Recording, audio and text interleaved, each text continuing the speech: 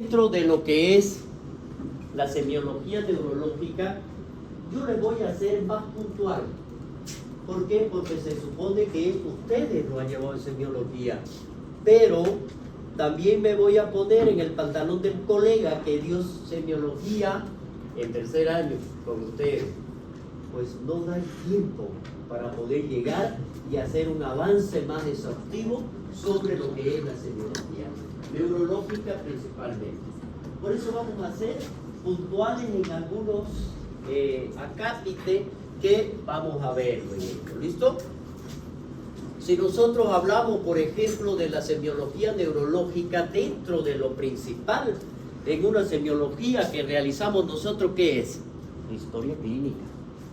Y al realizar la historia clínica, nosotros tenemos que identificar cuáles van a ser los primeros dentro de ellos, qué tipo de examen es el que tenemos que realizar. Bueno, ya lo dice pues en la semiología neurológica, tenemos que hacer un examen neurológico. Por lo tanto, la historia clínica tiene que ser lo más exhaustivo. Dice que con extrema seguridad se habla de que la historia clínica y neurología es lo principal, ya que si nosotros llegamos a tener una forma de cómo hacer las preguntas, de cómo llegar a concretar esa historia clínica, les asegura que esto va a ser el valor, datos clínicos neurológicos lo podemos recibir del paciente. Y eso es mediante esta historia clínica. Por lo tanto, si realizamos una correcta anamnesis, una exploración física que sea exhaustiva, cuidadosa, completa, solamente para eso nosotros vamos a tener las claves correctas para llegar a un diagnóstico. Miren ustedes, un diagnóstico eficiente y un diagnóstico que va a ser acertado. Dice que si hacemos una buena historia clínica, el 95 al 98% ya está nuestro diagnóstico, si sabemos realizarla como tal. Pero, miren ustedes aquí, para esto y llegar a tener un 100%, debemos tener pruebas. Tenemos que utilizar algunas pruebas complementarias. Pero esas pruebas complementarias que cada uno de ellos tiene que estar dirigida. Es decir, a ver, viene un paciente que tiene un trauma cráneoencefálico, ¿qué estudio le vamos a pedir? Tomografía, pues, no le van a pedir un examen de laboratorio para ver si no tiene. No, señores, si se golpeó la cabeza, por lo tanto va a ser una tomografía. Y si nosotros vemos y estamos sospechando de que tiene un tumor cerebral, ¿qué examen le vamos a pedir? Resonancia, porque la tomografía es más para parte ósea y la resonancia más para partes blandas, a no ser que la tomografía la pida con contraste. ¿Ya? Bueno, pero miren, ya, entonces ya saben, ¿no es verdad? A dónde van a dirigir ustedes, y no a ciega, no a ciega. Llega el paciente, bueno, yo le voy a pedir el examen, una tomografía de cráneo, vamos a pedir una radiografía de tórax, una radiografía de columna, pucha.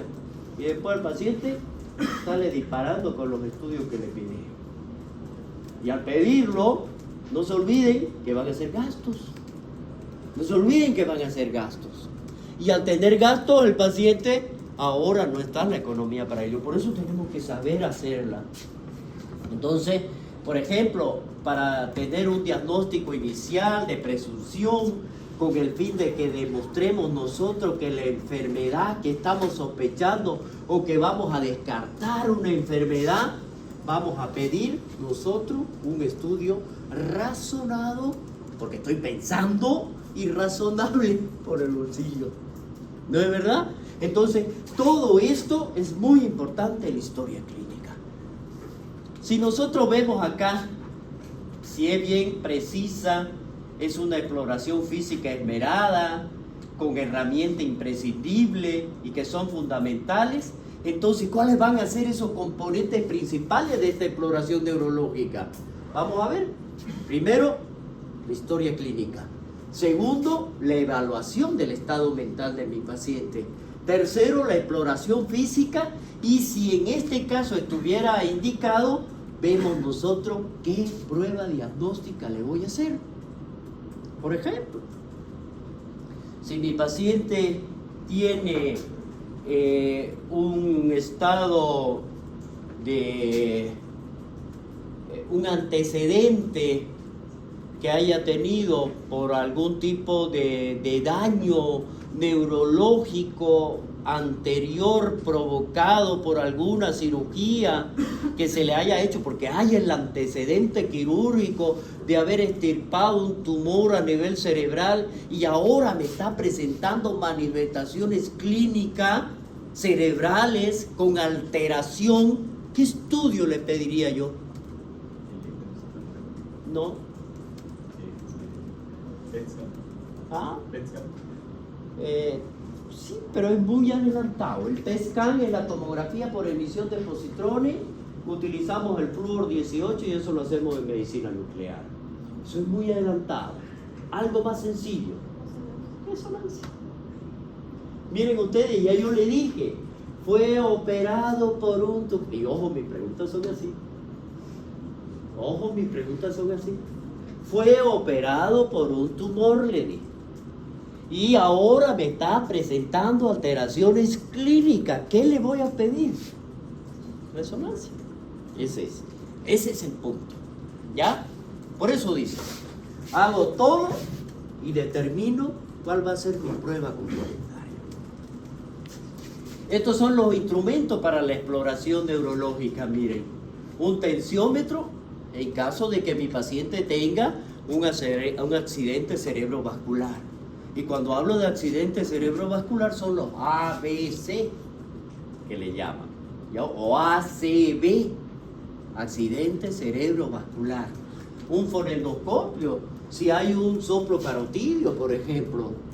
Si hay un soplo carotidio aquí, yo voy a pensar que hay una estenosis y esa estenosis puede ser causada por trombo, entonces me va a provocar una isquemia a nivel cerebral. Y si me está dando isquemia a nivel cerebral, entonces, y yo tengo un soplo, ya está, me diagnostico. ¿No es verdad? Un oftalmoscopio, un otoscopio para ver si no hay el oftalmoscopio el fondo de ojo. Porque si yo veo el fondo de ojo y veo dilatación de lo que vienen a ser las arterias, en este caso de la retina, yo voy a decir de que mi paciente tiene hipertensión y lo más probable es que me provoque una hemorragia. El otoscopio para ver si no hay alguna hemorragia timpánica. Diapasón, que son estos que se utilizan, uno lo golpea y lo coloca. Y, de ahí, y hasta dónde se escucha esa prueba la vamos a hacer, ¿listo? Lo que hagan práctica igual. Y van a determinar hacia dónde se va, tanto espacial del aire como la ósea, que es la que transmite, son las dos, las cortas y las largas. Ya se colocan en el centro, se colocan en la apófisis, ya que es lo que vamos a determinar nosotros. Para evaluar esto, ¿ya? La linterna esto es imprescindible para los que vayan a hacer práctica. Su fonendoscopio, su tensiómetro, su linterna para ver las pupilas, si están dilatadas, si hay isocorismo o no hay, son isocóricas, son mióticas, son midriáticas, etcétera, etcétera. O hay anisocoria, ¿no? ¿Saben qué es la anisocoria, no ves? Una más grande y otra más chica, ¿no ven? Entonces eso también tenemos que verlo. El algodón para ver los reflejos, una llave, aunque sea la del cuarto, eso para hacer los reflejos, ¿no es verdad? El martillo, eso también lo que puedan llevar, van a llevar para hacer la práctica, y un lápiz y papel, por supuesto, para que escriban. Eso es para el paciente, no para ustedes, ¿no? A ver, ¿qué más? Tenemos que tener siempre una sistematología. ¿Qué significa? Tengo que ir por sistema. No es que primero voy a evaluar el pie y después voy a evaluar las pupilas. No, señores. Tienen que ser sistemático, cronológico, para que puedan ir ustedes teniendo los datos de acuerdo a las características. Eso es lo que me está diciendo aquí. ¿Y cómo adquirimos eso? Con la práctica. Por eso es la práctica que vamos a hacer. El primer día que vayan ustedes y tengan que hacer la historia clínica con el paciente es como cuando van a semiología. No hacen nada, miran. ¿no es verdad? Pero después se animan a tocarlo. Y aquí vamos a ver patologías dirigidas en neuro, ¿ya? De aquí ya, una vez que ya nosotros tengamos la práctica, vamos a ir disminuyendo el tiempo. El tiempo de cuánto vamos a tardar en hacer una historia clínica, y etcétera. ¿Qué es lo que vamos a evaluar acá? La función mental, eso es principal, el lenguaje, y uno desde que llega al paciente, uno le da la mano, ¿no? ¿Cómo está? Yo estoy evaluando dos cosas. Estoy evaluando la fuerza, estoy evaluando la movilidad, y como yo le pregunté cómo está y él no me contestó, voy a decir que está fácil, ¿no es verdad? Y pero si me contesta, ¿cómo está? Bien. Bien. ¿De dónde es usted? De Santa Cruz. De Santa Cruz. Entonces, ¿yo qué voy a decir? Está ubicado en tiempo y espacio. Bueno, ya, ustedes van evaluando desde el primer momento en que llegan, pero siempre que den la mano, de paso le hacen esto, miren ustedes, aquí, y le pasan la otra mano, y le dice, apriéteme, ¿cómo está? Entonces estoy evaluando ambas. Y ya yo me adelanté al hecho. Entonces estoy evaluando fuerza, voy a ver tono muscular de cada uno, voy a ver y lo voy a evaluar al mismo tiempo. Entonces ya ustedes tienen las características, el lenguaje, la articulación de las palabras. Cuando él me dice, ¿cómo está? Bien. ¿De dónde es? De Santa Cruz. ¿Cómo lo articuló? Bien. Entonces están bien, porque después vamos a hablar de eso. ¿Ya? Los pares craneales. Aquí nosotros tenemos que ver, cuando hablemos de los pares craneales, ¿cuántos son? 14, ¿no? ¿Sí? Ya. Son 12, ¿no es verdad? Y vamos a ver nosotros qué función tienen los pares en todo. Es igual que las hormonas tiroideas. ¿Qué función tienen? Todo. Sin hormonas tiroideas no funcionamos. Entonces, igual los pares craneales. ¿Ya? La función motora, los reflejos, la exploración sensitiva, signo meningio, estudio de líquidos cefalorraquídeos, si fuera necesario lo vamos a hacer. Miren, esta es la historia clínica. Dice acá, ante una exploración física y la selección de la prueba de diagnóstico, es el médico el que entrevista al paciente y qué es lo que va a obtener una historia. ¿Qué es lo que va a solicitar al paciente? Con precisión. Miren ustedes la intensidad, la distribución, la duración y la frecuencia de un síntoma. Por eso yo siempre digo aquí, lo asocio. Ustedes cuando están haciendo la historia clínica y cada vez que hagan y pregunten, ténganlo en la cabeza esto. ¿Por qué? ¿Cuándo? ¿Cómo? ¿Dónde? ¿Y para qué? Eso es lo que tienen que preguntar ustedes. Eso es lo que me está diciendo aquí. La intensidad, la distribución, la duración, la frecuencia. Vamos a ver aquí los síntomas neurológicos, como son dolores de cabeza, dolor en general, debilidad, falta de coordinación, trastorno sensitivo, hay confusión, hay desvanecimiento del paciente. Y mientras nosotros estamos conversando con el paciente, debemos informarnos acerca de qué, de las enfermedades, intervenciones quirúrgicas que están presentes o que haya tenido el paciente. Y eso nosotros no tenemos que preguntar, tenemos que adquirirlo mediante las preguntas que le vamos a hacer al paciente. ¿Es alérgico el paciente a algo? El médico aquí debemos preguntarle si ha tenido dificultades en la tarea del hogar. Eso es muy importante. Por ejemplo, si ha tenido dificultades en la tarea del hogar, en el trabajo, si ha tenido pérdida de alguien allegado, o que estas circunstancias de cierta manera van a afectar la salud de nuestro paciente. Entonces, estamos yéndonos al sentimiento de nuestro paciente, porque le va a afectar. Muchas veces las enfermedades son de esa calidad, y para eso nosotros tenemos que preguntar, ¿ya? Porque, por ejemplo, si ha tenido la pérdida de un allegado muy cercano, seguro porque va a estar mal el paciente, mental y anímicamente, e inclusive físicamente. Entonces eso también es importante que nosotros conozcamos, ¿ya? En el examen neurológico tenemos que determinar si hay lesión en el sistema nervioso y cuál es el nivel que se ha afectado. A eso le vamos a conocer nosotros como diagnóstico sindrómico.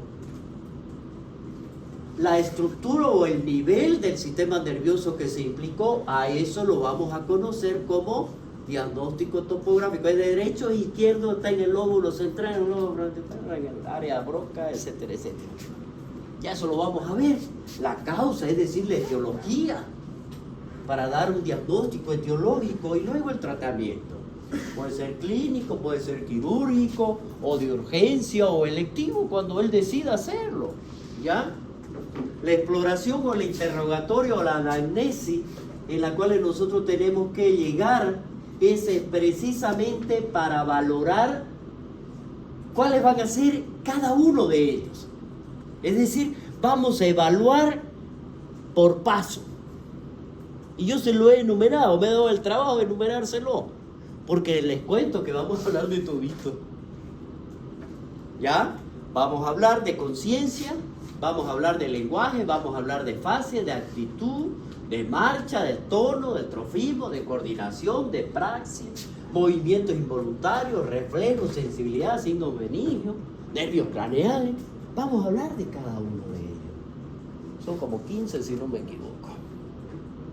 Entonces, eso hace de que todo lo englobemos, ¿ya? Y que de aquí en adelante, como es el primer tema, les cuento que de aquí le va a servir para todo. Para lo otro, el resto de acá. Que es la forma de cómo tenemos que evaluar a un paciente. Por lo tanto, esta tabla, que seguro que entra una pregunta de ahí, para el examen, ya, dice, examen del estado mental. ¿Qué se puede solicitar a la persona y qué nos va a indicar cuando nosotros solicitemos esa prueba? Vamos a ir al azar. Por ejemplo, aquí le vamos a decir ejecutar una orden sencilla que implique 3 partes del cuerpo y que requiera distinguir derecha de izquierda, como coloque el pulgar derecho sobre su oreja izquierda y saque la lengua. ¿Qué es lo que yo estoy con esa orden? ¿Qué es lo que yo estoy tratando de conseguir? De que mi paciente tiene la capacidad de seguir órdenes sencillas. Con mi mano derecha me toco a la izquierda y saco la lengua. Eso es lo que dice. Entonces cualquiera lo hace. O si no, repetir un número. Diga, a ver, me va a repetir por favor usted el 7, el 10 y el 11. Pasa 1, 2, 3 segundos y le diga, ¿qué número dije? Y el paciente tiene que repetir el 7, el 10 y el 11. Ah, ya. Magnífico. Bueno, para eso me sirve. ¿Listo? Bien. El primer tema. Dice conciencia. ¿Clase de qué tienen después? ¿A dónde? Aquí. Ah, ya, entonces hasta las 3 pasamos. ¿Aquí mismo? No.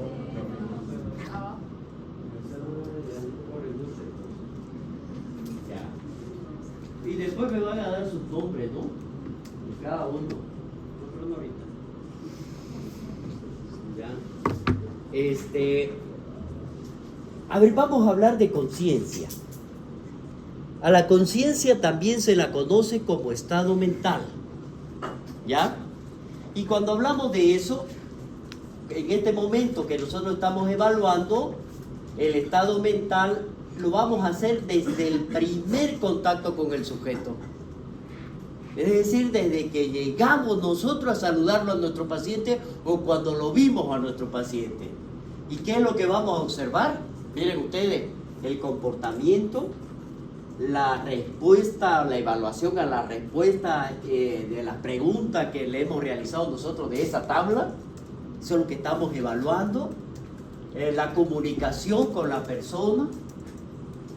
Aquí solo tenemos que tomar en cuenta aquí cuando estamos preguntando, por ejemplo, el nombre del paciente, la edad, la dirección. Le vamos a ordenar que tome una determinada posición, es decir, que cambie de posición, parece Si está sentado, párese y vamos a evaluar dentro de esto, del estado mental, 5 o 6 cosas. Primero, el contenido, el comportamiento, perdón, el estado emocional de mi paciente. ¿Qué capacidad de intelecto es el que tiene el paciente? Eso es muy importante. Porque no es lo mismo preguntarle a una persona profesional, a un paciente profesional, no importa cuál sea, que preguntarle a alguien que no es profesional o que no estudió, o que solo estudió hasta tercero básico, o que no estudió nada. Eso también son los niveles que nosotros tenemos que saber identificar. Porque si yo lo entrevisto a un médico, le voy a preguntar pues palabras médicas. Y mi pregunta van a estar con términos médicos. Pero si le pregunto a un ingeniero, no le voy a decir, a ver, vamos a evaluar la praxis o la praxis. ¿No es verdad? Que son los movimientos, los tipos de movimientos que va a tener cada uno. Entonces, eso es lo que tenemos que ver nosotros.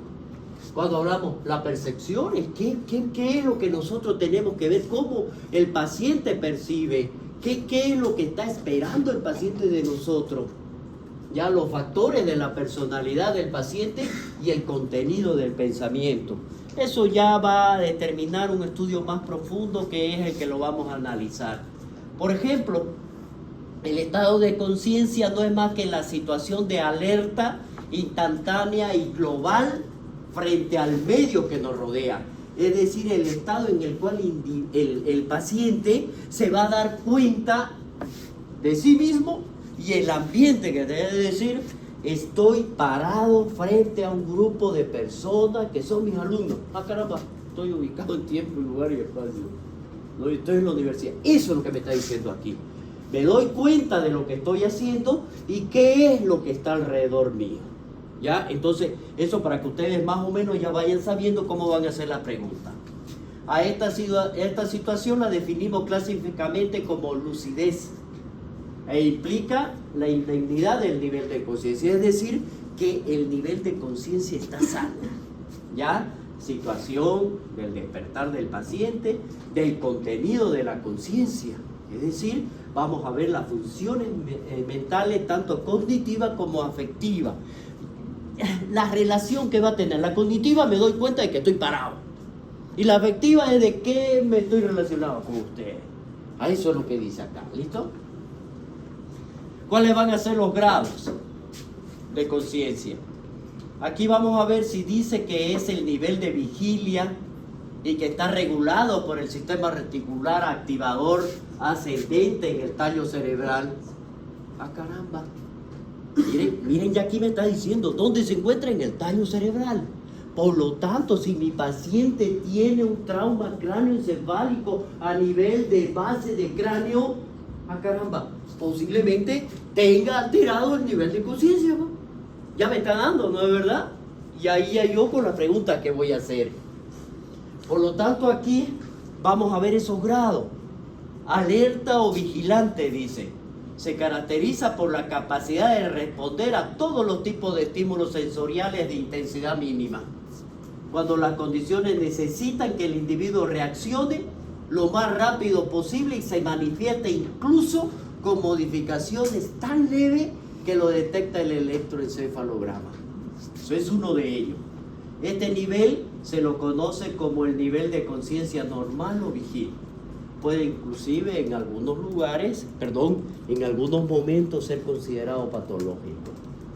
Vamos a ver, si nosotros hablamos de alerta o vigilante, que está totalmente despierto, consciente o vigil, es de esto que estamos hablando.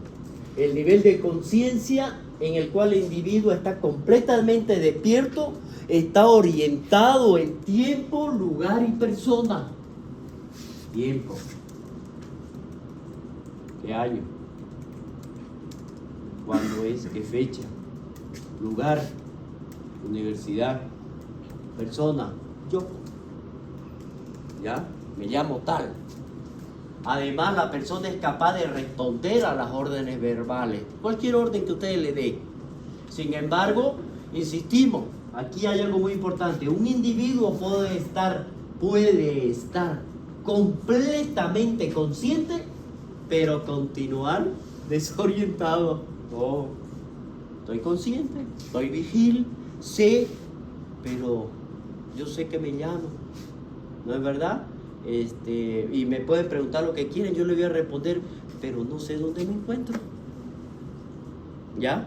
Eso sucede, por si acaso. ¿Ya? ¿Qué quiere decir obnubilado? El paciente está somnoliento o dormido la mayor parte del tiempo, pero es capaz de realizar movimientos espontáneos. Está somnoliento, pero se rasca la cabeza, se mueve, donde sea. Es posible despertarlo, pero se requiere una suave palmada. José, no sé quién se llamará José, pero ya se me salió el nombre, y solamente con tocarlo. José, sí, y el paciente despierta. ¿Ya? O sacudida adicional, José, para que diga su nombre. En este caso, tiende a volver a dormirse fácilmente y puede estar desorientado. Estupuroso, él duerme casi todo el tiempo, realiza pocos movimientos corporales espontáneos, y aquí los estímulos tienen que ser más vigorosos. José, José, José, José, o moverlo más fuerte, José, José, ¿ya? Para que pueda despertarse. Él es aún capaz de responder verbalmente a unos estímulos, aunque lo hace erróneamente, por poco tiempo, y aquí inclusive es incapaz de recibir o llevar adelante una orden verbal que se le dé, ¿ya? O puede dar una respuesta equivocada inclusive. Este sujeto estupuroso raramente se orienta o despierta completamente, incluso cuando el examinador está realizando la prueba de estimulación sensorial. Y hablamos del comatoso. Todos estos términos que le estoy dando tienen ustedes que tenerlo de aquí para adelante toda su vida. Seguramente eso lo dijeron en semiología, ¿no es verdad? Porque ¿cómo vamos a evaluar a nuestro paciente? Está inconsciente la mayor parte del tiempo, no muestra actividad motora espontánea, tenemos que realizar estímulos nocivos, es decir, dolorosos, presionando el esternón, presionándole la tetilla a nuestro paciente o pinchándole con algo para que pueda despertar. Eso es algo que nosotros tenemos que ver. Habitualmente es un intento dirigido a quitar el estímulo. El paciente hace esto, si nosotros hacemos esto, hace esto. Entonces aquí ya vienen dos: descerebración y decorticación. Cuando está decorticado y cuando está descerebrado. Esos son movimientos que nosotros tenemos que verlo. Pero eso lo vamos a hablar más adelante. El estado de conciencia, es decir, los niveles de conciencia, vamos a ver aquí que se necesita de una anamnesis, un examen neurológico, y para eso nosotros tenemos que ver cómo vamos a evaluar el estado de conciencia a través de la escala de Glasgow, que tiene una valoración de 3 a 15, o es de 0 a 15. ¿Ah? No es de 0, no hay 0. ¿Y por qué hay 1 en la evaluación? Puede ser que haya uno donde no se puede abordar el sistema. 1. O sea, puede ser de 1 a 15. Puede ser 2, si es que no se pudo abordar, así como ponen 2 y... ¿Cuáles son los sistemas que vamos a evaluar? Ocular, motor y verbal. ¿Y será que alguno de esos 3 no vamos a poder llegar? Si está incubado no se puede abordar. Pero tiene un punto. A 3 miles, o sea, no hay menos de 3. Le saben poner todo, o sea, letras.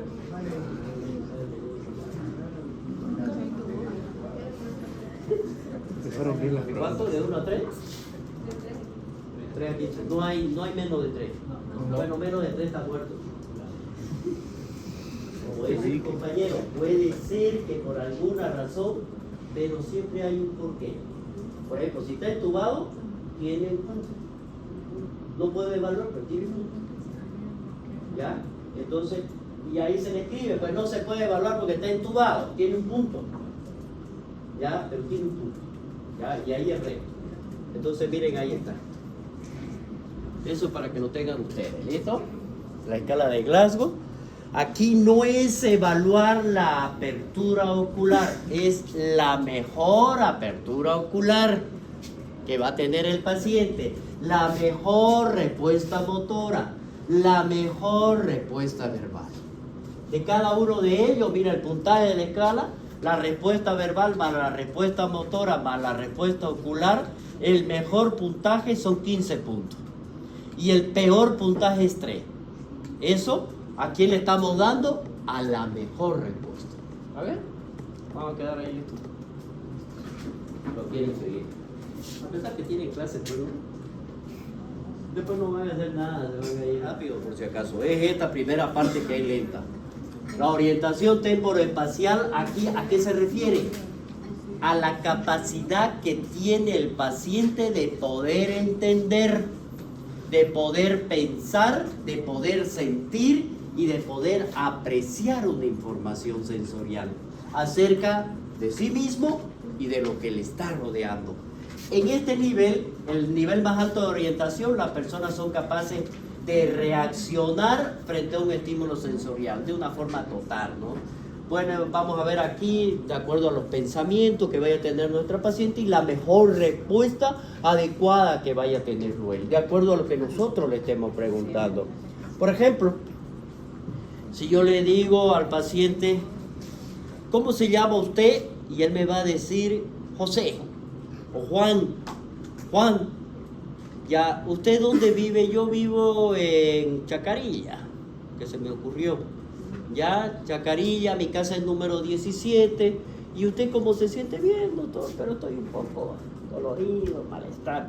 Ah, está viendo coordinación en su respuesta y están siendo las más adecuadas. Eso es lo que yo quiero. ¿Listo? Eso es lo que estamos buscando. La evaluación en tiempo, lugar y persona.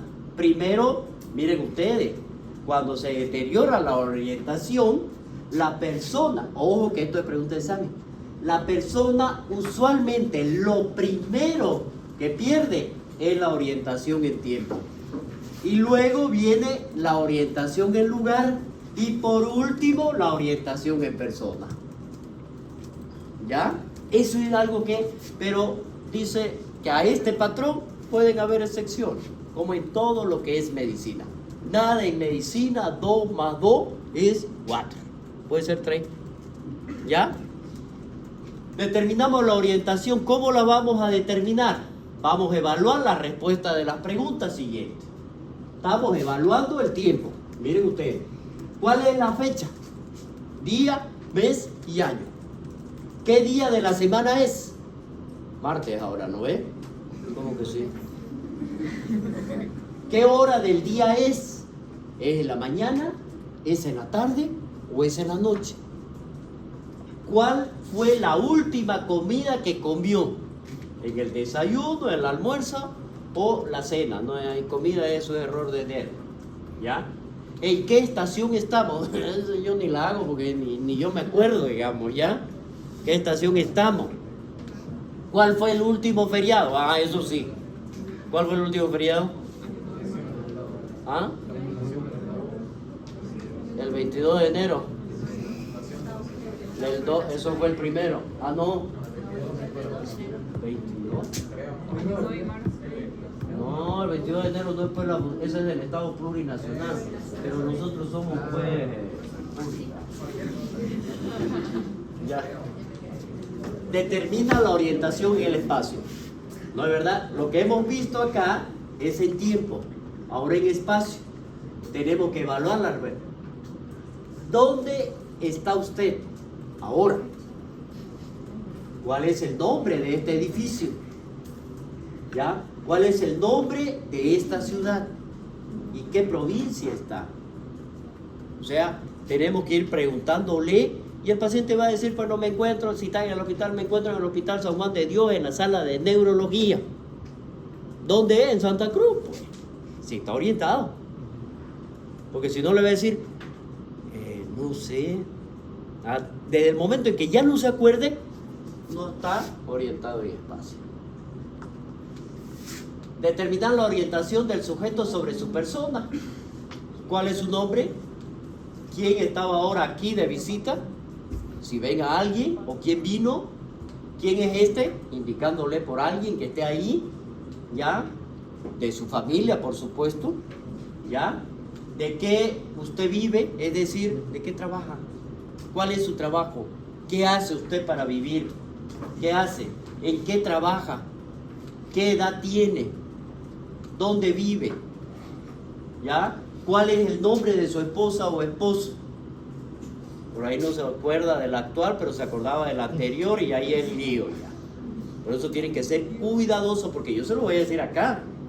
Tenemos que saber, tenemos que saber preguntar.